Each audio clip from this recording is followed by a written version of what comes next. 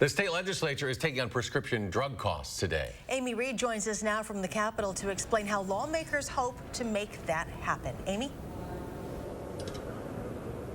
Every single member of the Assembly voted to pass this bill that regulates pharmacy benefit managers. You might have heard of these players before. They're a more hidden portion of the prescription drug pricing world.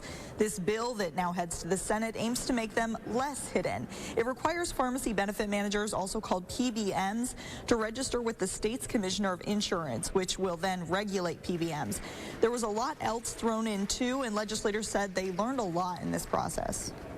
For many of us, before we really dove into this issue, it was not something that many of us spent much time on. But we've heard personal stories, and we understand that the need for reform really is there. The bipartisan group was, I think, aimed at, let's try to have more transparency, let's get rid of the incentives that drive up costs that are not consumer friendly, and let's remove the gag order that doesn't allow pharmacists to work with patients on how to best, fund, pay for, covers.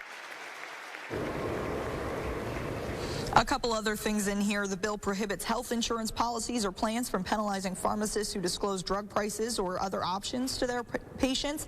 It also requires pharmacies to post their prices for their 100 most prescribed drugs and requires advance notice if the pill you're being prescribed will be switched out by the insurance for another. Now, as I said before, the Senate still needs to pass this, and then it goes on to the governor's desk before it would become law.